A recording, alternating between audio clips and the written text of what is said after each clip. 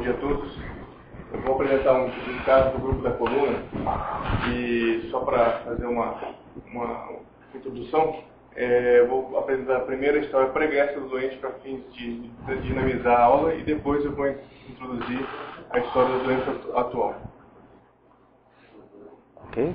Bom, paciente EC, 35 anos, paciente branco, casado, hoje em dia aposentado, mas na época o paciente era auxiliar administrativo, natural de Santo André, procedente de Mauá, paciente evangélico. Então, a história da doença pregressa.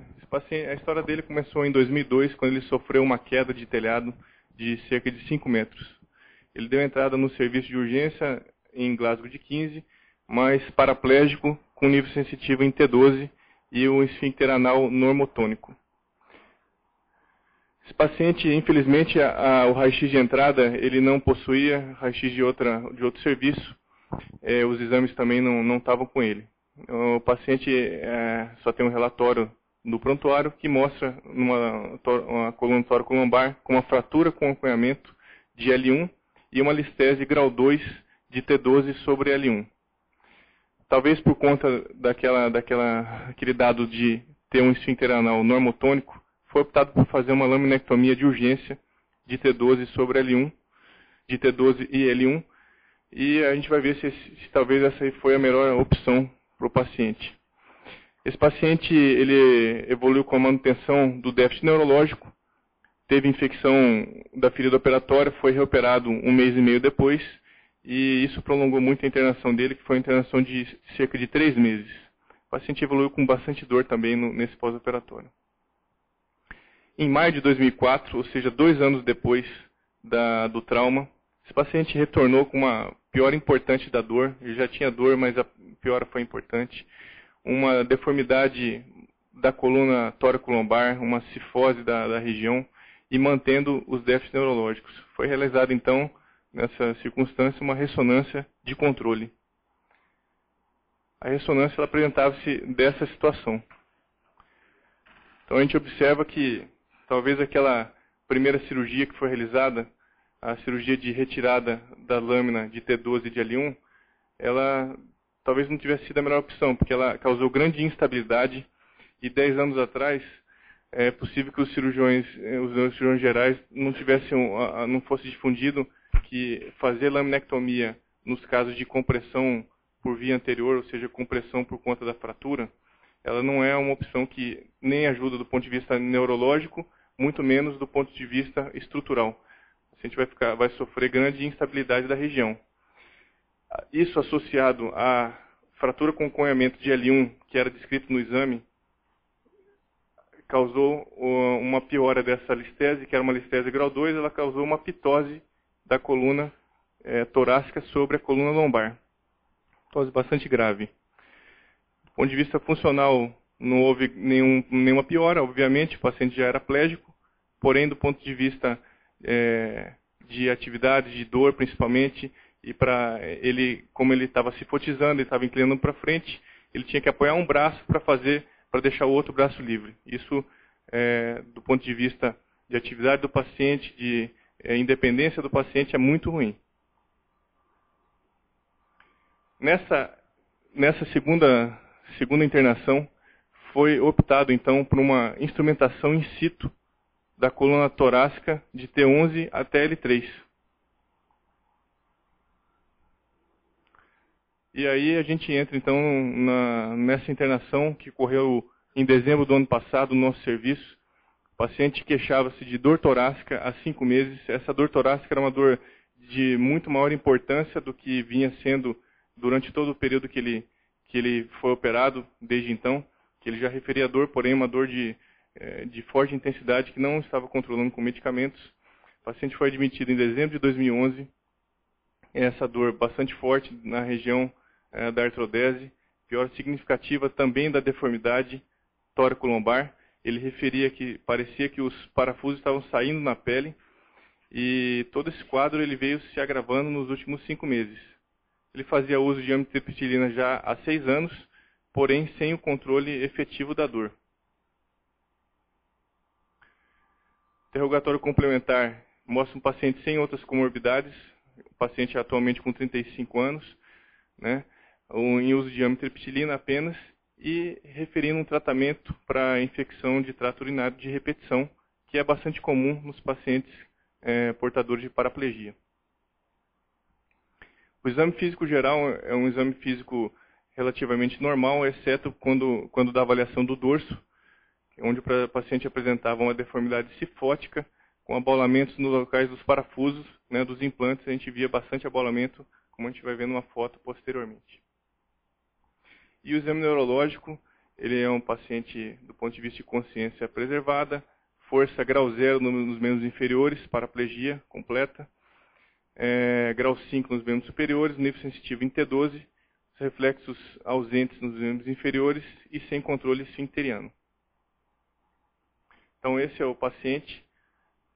A gente observa que no local da incisão cirúrgica, próximo ao local, paralelo ao local, a gente observa então abaulamentos na região onde está o implante, principalmente nessa região inferior da ferida.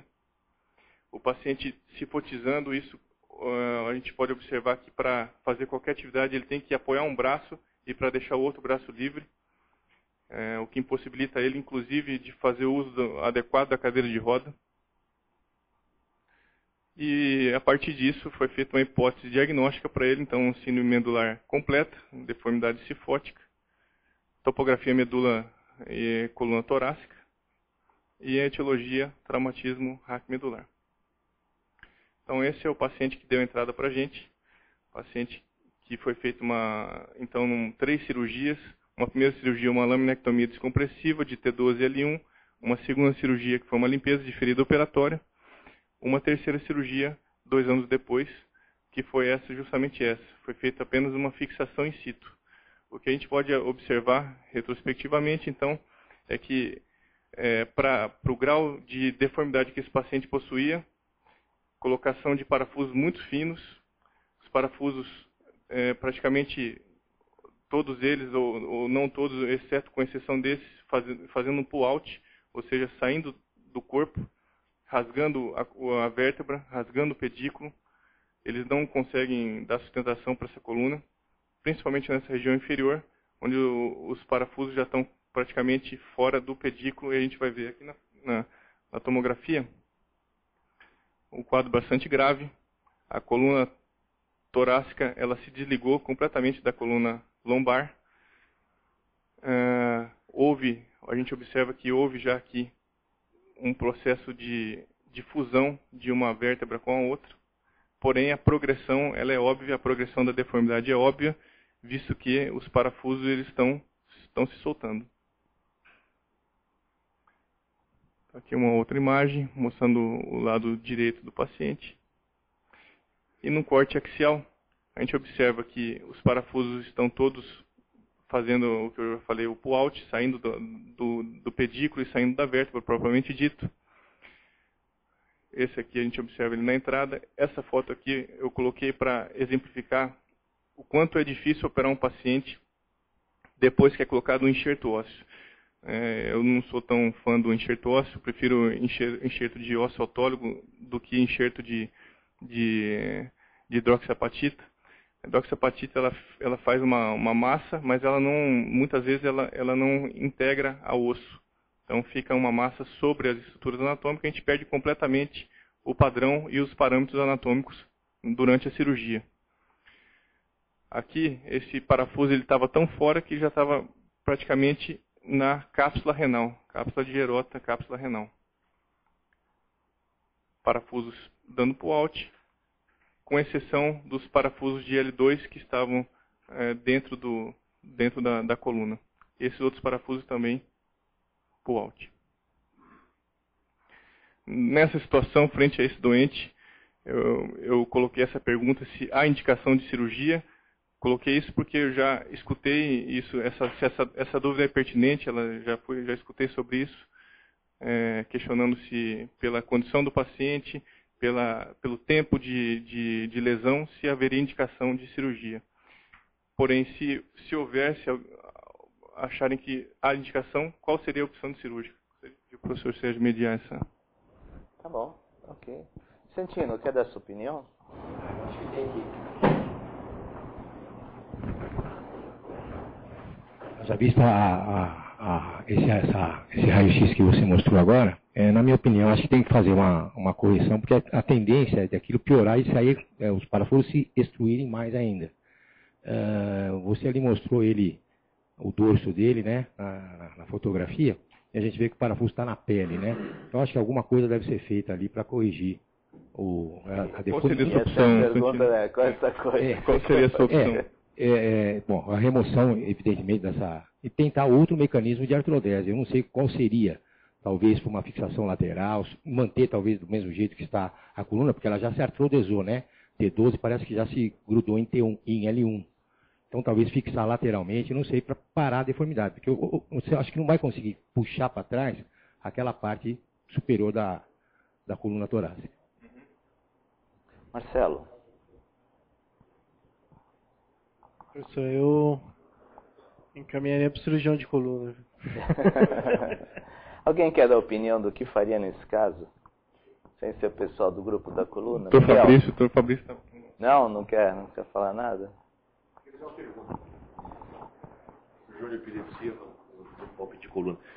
Assim, 2002 foi o primeiro, foi 2002. 10 anos aí. 10 anos de evolução. Essa cirurgia de fixação foi feita quanto tempo depois? 2 anos depois, 2004. 2004. Hoje há 10 anos isso aí está tudo consolidado. Tudo né? A minha pergunta é a seguinte, eu acho que não existe cirurgia para isso sem fazer uma osteotomia, né? Tirar osso aí, porque esses desalinhamentos aí não adianta só tirar parafuso e colocar outro tipo de fixação. Basicamente teria que ser feita a osteotomia, tirar osso aí, porque para alinhar essa coluna, porque está completamente desalinhada uma coluna da outra, né? Então assim, indicação cirúrgica hoje, nos tempos atuais, por tudo que se fala aí de cirurgia de coluna, é indicação, né? Porque é um paciente que hoje não se indica mais. Antigamente a gente via esse tipo de doente e dizia, acabou. Não tem o que fazer. Não tem mais o que fazer, né? Mas na situação dele, um paciente que vai ficar durante anos e anos numa cadeira de roda, que vai ter dificuldade de se locomover, eu acho que é extremamente útil esse tipo de cirurgia. Sim. Mas por um cirurgião que faça coluna, claro. Não por um cirurgião geral, porque isso aí é um grau de dificuldade, eu acho grande, eu acho que tem que fazer uma osteotomia, principalmente, antes de fixar. Não sei qual é a tua experiência. Doutor Orestes quer dar opinião. Doutor Orestes. Também quer? Pois o Ítalo. Vinícius, acho que o comentário que deveria ser inicialmente feito deveria começar lá atrás, né? Claro que nós não temos o exame no momento do trauma, mas existe uma referência sobre um diagnóstico de uma fratura com acunhamento de L1, que se a gente for olhar e visse só a fratura com acunhamento de L1, provavelmente você teria uma conduta conservadora, porque o acunhamento de L1 no primeiro exame ou na primeira ressonância que você mostra onde tem a ptose, é um acunhamento extremamente discreto que poderia passar tranquilamente por fazer tratamento conservador e com resultado razoável. Acho que o problema todo começa quando você erra o diagnóstico, além de errar o diagnóstico, erra a conduta, né? Então, assim, quem vê um trauma, que vê uma listese e parte do pressuposto que para tratar precisa fazer um tratamento de uma laminectomia, ele não está errando por fazer a laminectomia, ele está errando porque ele não fez diagnóstico da doença do paciente, né? Então, a laminectomia que você está colocando como a principal causa do problema, acho que a laminectomia é o problema menor, assim como a colocação do parafuso mais fino, ou do uso da hidroxiapatita ou do enxerto autólogo. Acho o erro começa na formação do indivíduo que atendeu, né? O indivíduo não fez diagnóstico da doença do paciente, né? Porque assim, ninguém faz ptose, e acho que a maioria das pessoas aqui que já fez laminectomia para tumor, por exemplo, de coluna, ninguém observa ptose porque fez laminectomia. O problema é que o cara não fez diagnóstico, né? Quer dizer, a pessoa que atendeu não fez diagnóstico. Infelizmente, ela não tinha treinamento, formação, conhecimento para fazer o diagnóstico. Então, talvez a detecção que a gente tenha nesse caso é muito mais da necessidade de todo mundo ter uma formação básica, ter conhecimento básico, de aprofundar, né, até um determinado ponto os conhecimentos básicos para depois virar um especialista, né? Que é para tentar evitar de ter essas coisas incongruentes assim de repente. Então, aí depois foi para o especialista e colocou uma fixação até certo ponto muito pequena, não? Eu achei também, professor. Achei que foi pequeno, foi curta, e além de ser curta, com a utilização de parafusos, né, o material de instrumental, acho que não foi adequado. Né? Nesse caso, acho que os parafusos têm que ser mais grossos, mais longos, e algum grau de correção deveria ter sido feito na segunda cirurgia. Tá, doutor Ítalo tinha pedido a palavra, depois passamos para o Michel. Ah, você não pediu a palavra? Um caso difícil esse, doutor Vinícius. Lá atrás, como o doutor Orestes estava falando, em algum momento foi cogitado um quadro infeccioso, uma ascite, uma osteomielite, para ter uma deformidade tão grande? Dá para do prontuário do que eu tenho, não. Foi feita uma limpeza cirúrgica, mas aparentemente uma limpeza só do sítio operatório e não uma limpeza tão profunda, né? Então não foi cogitada essa hipótese, não. Michel, pode falar.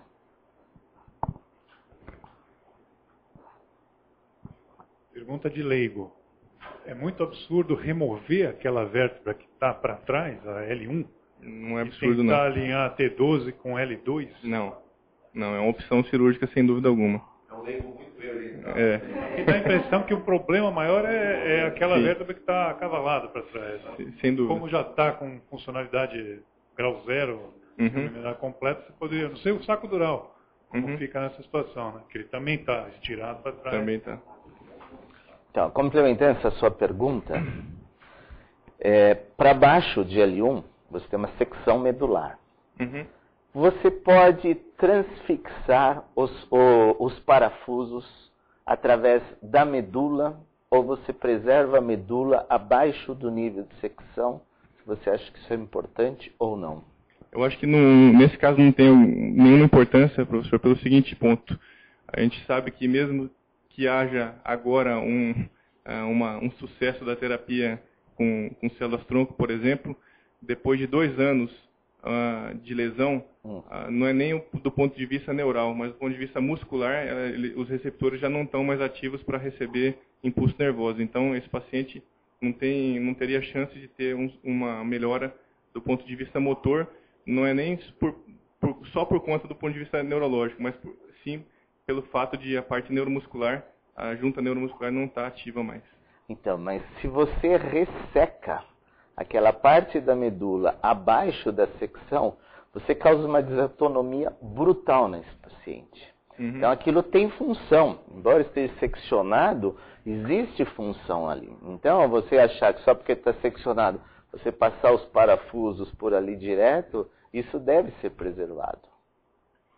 Isso tem na maioria das fontes que eu pesquiso e onde eu aprendi a operar casos, não como esse, mas do que você vai vendo de casos bizarros como esse, a secção da medula ela pode ser feita, inclusive em casos de tumores com infiltração grave, ou casos como esse, onde já há uma lesão completa da medula há um grande tempo, em que não há mais a possibilidade de uma regeneração neurológica. Então, mas nós que já fizemos isso, você tem choque medular, o paciente choca, faz hipotensão, faz alteração térmica importante que você tem que aquecer. Então, a tentativa de preservar o que você tem ali para baixo. Faz fístula licórica, uma série de coisas. Sim. Bom, então vamos em frente. Né? Bom, o que você fez? Contrariando o professor Sérgio, eu fiz na verdade nós fizemos uma vertebrectomia de L1 via posterior com instrumentação de T10 a L4. Então, após uma ampla exposição, foi feita uma tentativa de identificação dos reparos anatômicos. Isso demorou bastante tempo, porque tivemos que retirar todo aquele material de hidroxiapatita que estava sobre as facetas, sobre os reparos anatômicos, e ainda assim foi difícil detectar. Eu que praticamente não trabalho com raio-x para a introdução dos parafusos, tive grande dificuldade. Passamos então 12 parafusos pediculares. Em sequência foi feita uma cordectomia, com a ligadura do saco dural proximal e distal, e a vertebrectomia, seguida de colocação de um queijo de estrátil e haste. Então vamos ver como é que ficou.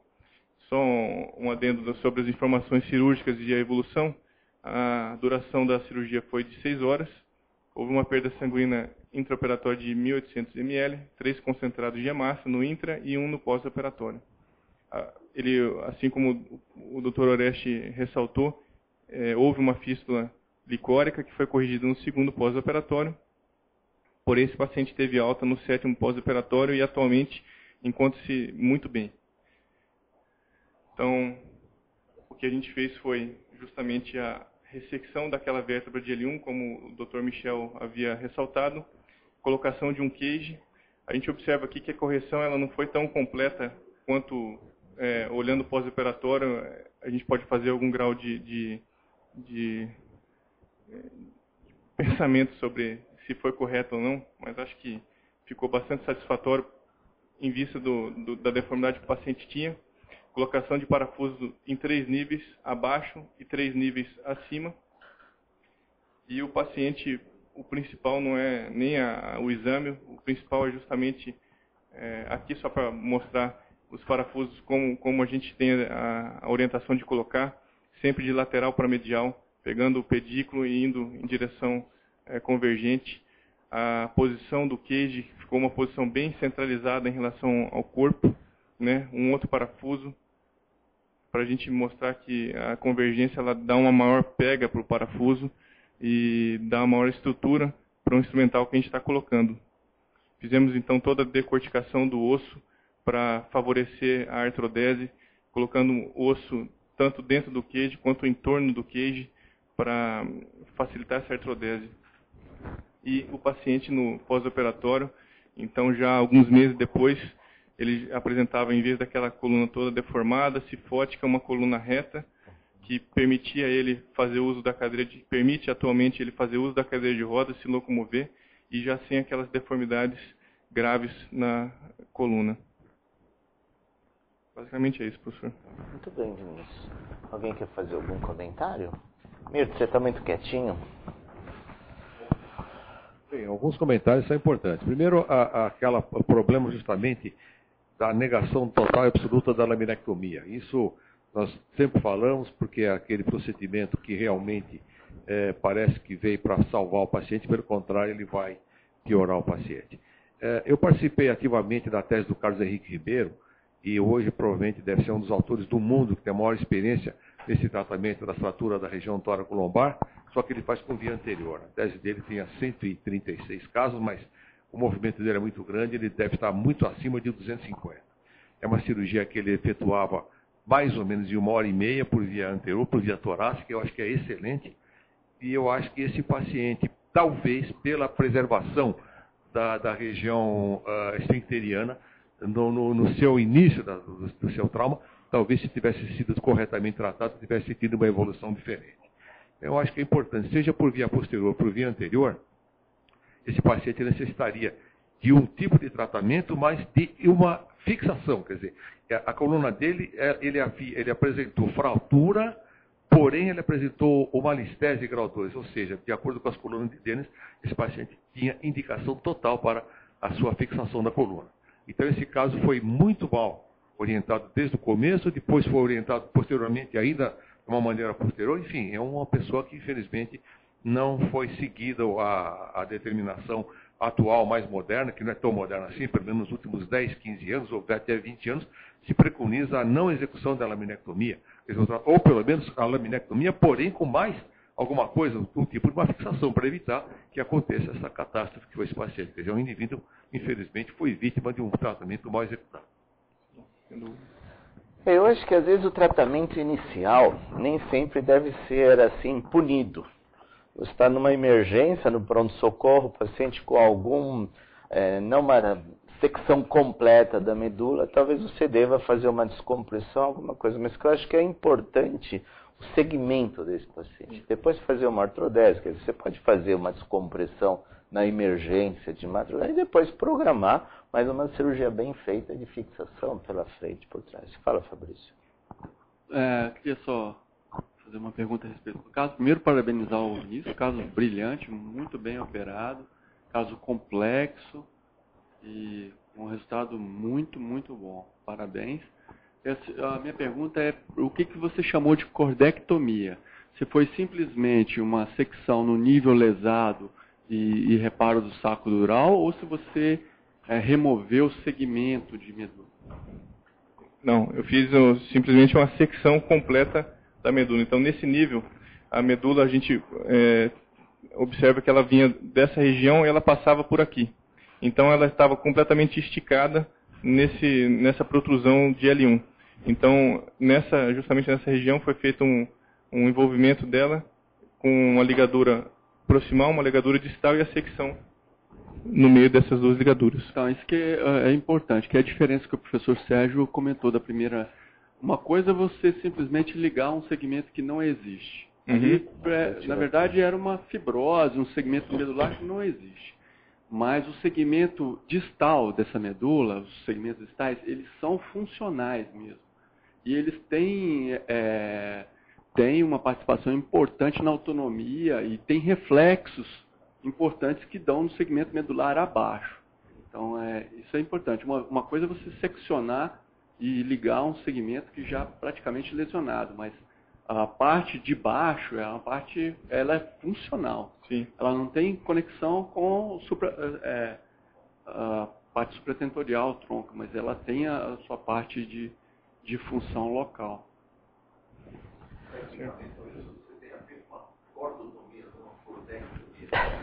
Talvez sim. Seccionei a medula. Ok. Sim. Muito bom. Você acha que a tração poderia ajudar alguma coisa aí? Porque isso é instável, quer dizer, isso não está artrodesado, isso é instável. Talvez alguma coisa mobilizaria, professor. Porém, como ele já tem, aqui a gente observa essa união, essa fusão entre L1 e T12, o que eu imagino que ocorreria era uma mobilização das estruturas que estão mais para cima, isso aqui ficaria mais esticado do que mexeria nessa parte aqui da deformidade. E se o paciente chegasse assim, Vinícius? Fosse o zero dele, com esse tipo de... Qual que seria a conduta? A conduta? Paraplégica, claro, com tipo de trauma. Paraplégico. Mas de uma forma aguda, né? Uma forma aguda, eu procederia basicamente da mesma forma, só que eu preservaria o saco dural, professor. Não seccionaria ele. Eu passaria os parafusos, faria a corpectomia, talvez não, porque pode ser que esse corpo estivesse mais preservado e eu conseguisse colocar na anatomia normal, mas a preservação da medula, não por achar que o paciente fosse melhorar, mas justamente por dar uma oportunidade futuramente com as técnicas que estão surgindo, dele se beneficiar. Ok. Vinícius, como é que foi só uma pergunta técnica. Essa aqui, ó. Isso aqui, ó. Ele tirou esse corpo, né? Sim. Isso aqui, ó. Mobilizar isso aqui. Isso aqui não estava fundido? Estava. Fez uma osteotomia aí? Fiz. Foi feito, então, através dessa região, a partir do momento que eu consegui detectar e encontrar esse corpo vertebral, esse disco intervertebral, desculpa, eu mobilizei, eu fui até o final, batendo nesse outro osso, que eu sabia que quando acabasse o disco, ele ia bater no platô inferior de T12, e a partir disso eu fiz uma alavanca para cima, e esse corpo ele quebrou e soltou do T12. E aí a partir disso a gente foi retirando, aí fiz uma distração, aí a coluna já estava completamente solta, fiz uma distração, coloquei o cage, e o cage eu ainda dei uma distraída no cage. Talvez se tivesse distraído um pouco mais, ela teria alinhado também um pouquinho mais, mas acho que ficou satisfatório. Excelente. Bom, então, vamos agradecer aos dois grupos que apresentaram, o grupo da cirurgia de epilepsia, o grupo da coluna, com uma revisão bastante importante pelo professor Centeno, e outro caso também muito interessante pelo Vinícius. Lembrando ao nosso internauta que na segunda-feira que vem estaremos aqui com vocês, nesse mesmo horário, em mais uma reunião da disciplina de neurocirurgia da Escola Paulista de Medicina. Podem ainda enviar algumas questões para nós, se houver a necessidade, e desejamos a todos um bom dia. Okay.